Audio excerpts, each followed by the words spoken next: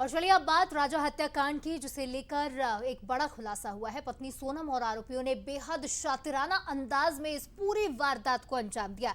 राजा ने अपनी नई दुल्हन सोनम पर आंख मूंदकर भरोसा किया और उसी भरोसे के बदले उसे मिली मौत। इस हत्याकांड की साजिश में सोनम की 5 ऐसी बड़ी गलतियां थी जिन्हें अगर राजा पहचान लेता तो शायद उसकी जान बच सकती थी।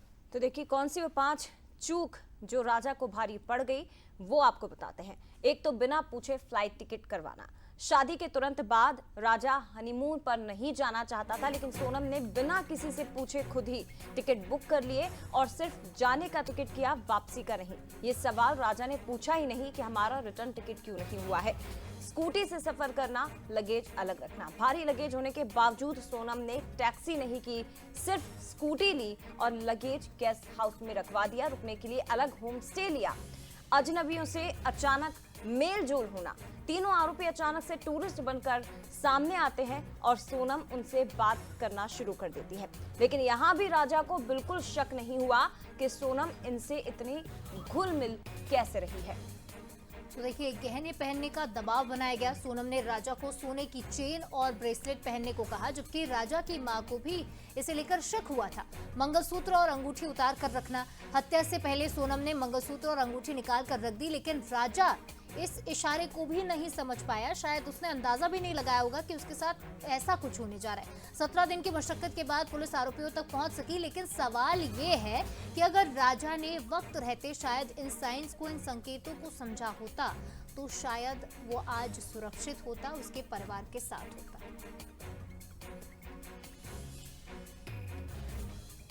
तो ये वो 5 बड़ी गलतियां थी जो शायद अगर राजा समय रहते पहचान लेता तो उसका बचना मुमकिन था। इस खबर पर ज्यादा बातचीत करेंगे। अखिलेश सेन हमारे साथ लाइव जुड़ रहे हैं। अखिलेश, हमने देखा कि बड़े ही शातिराना अंदाज में पूरी वारदात को अंजाम दिया। एक के बाद एक कई बड़े खुलासे हैं, लेकिन ये बड़ी 5 गलतियां शायद उसने सोचा भी नहीं होगा कि उसके साथ इतनी नृशंस वारदात होने जा रही है।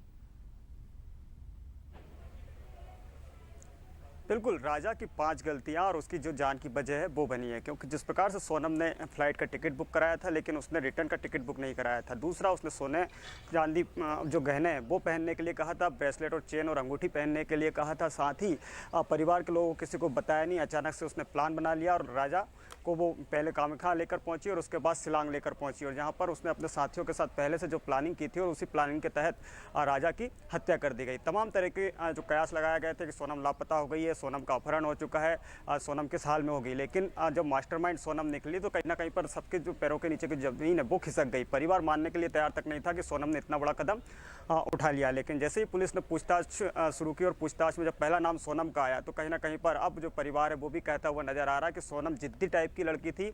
सोनम किसी की सुनती नहीं थी और यही कारण रहा कि उसने इतना बड़ा कदम उठा लिया है। उसके भाई ने भी 2 मिनट मुलाकात की थी सोनम से गाजीपुर में, और गाजीपुर में मुलाकात करने के बाद सोनम से सिर्फ उसने जो बातचीत की थी, बातचीत के दौरान जो सोनम है वो अपनी आंखें नीची करके उनके जो भाई है गोविंद उनसे बातचीत करती हुई नजर आई। तब गोविंद को पता लग गया था कि इस पूरे षड्यंत्र में कहीं ना कहीं पर सोनम का हाथ है। आज राजा की 13वीं भी है। मैं तस्वीरें दिखाऊंगा कि इस वक्त हम राजा के घर पे ही मौजूद हैं, और जिस प्रकार से जो पूरा घटनाक्रम हुआ और उसके बाद जो उनकी माँ है उनसे भी बातचीत की गई थी, तो उन्होंने भी कहीं ना कहीं पर जो आशंका है वो जाहिर की थी कि जो सोनम है वो पहले से किसी और से बातचीत करती थी, किसी और से प्रेम प्रसंग उसका चल रहा था। इस तरह की जो बातें हैं वो की जा रही है। तो ये वो तस्वीरें हैं अभी घर के बाहर की, घर के अंदर की। यहाँ पर जो राजा है उसका 13वीं का जो कार्यक्रम है वो चल रहा है। तमाम जो मेहमान हैं वो आए हुए हैं, और उसके साथ ही जो गोविंद हैं जो कि राजा के भाई, जो उसके सोनम के भाई हैं, वो भी यहाँ पर पहुँचे हैं। तो ये वो तस्वीरें हैं जो देखी जा सकती है। लेकिन जिस प्रकार से जो पूरा घटनाक्रम हुआ और घटनाक्रम होने के साथ ही लगातार जो सोनम है वो कहीं ना कहीं पर उसके ऊपर जो आरोप हैं वो लगाए गए थे, और लगाने के साथ ही तमाम जो गलतियाँ हैं, जो सोनम की जो गलतियाँ हैं और जो राजा की गलतियाँ हैं वो भी देखी जा सकती है कि राजा वक्त रहते अगर सोनम की को समझ जाता, सोनम के बहकावे में नहीं आता और सोनम की हर बातों को अगर वो नहीं मानता तो वो आज जिंदा होता राजा। ये इस तरह के जो परिवार ने भी कहीं ना कहीं पर इस तरह की जो बातें हैं वो की है। तो कहीं जिस प्रकार से जो पूरा घटनाक्रम हुआ और उसके बाद अभी भी जो सोनम है वो बार बार अपने बयान बदल रही है। सोनम अभी भी ये कहते हुए नजर आ रही है कि राज ने ही प्लान बनाया था और राज ने ही हत्या की थी। वही राज भी सोनम के ऊपर आरोप लगा रहा है। हालांकि अब दोनों को एक दूसरे के सामने बैठा कर पूछताछ की जाएगी और उसके बाद ही स्पष्ट हो पाएगा, क्योंकि उन्होंने हत्या कबूल किया, लेकिन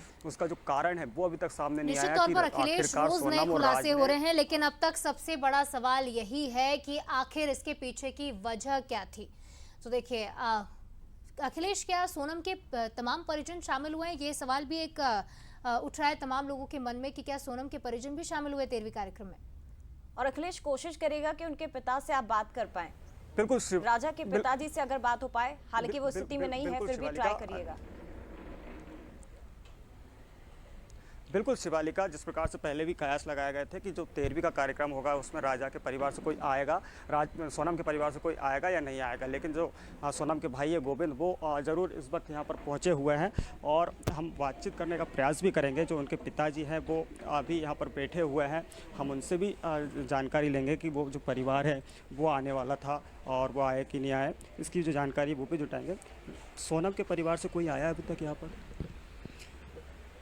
वो क्या नाम उसका, गोविंद आया और उनके को मामा को ने मैं भूल जाता, मैं ये फ़ोन से बात करिए आया, वो जा रहा है। अरे वो नहीं आएगा, गद्दार साले क्या आएंगे।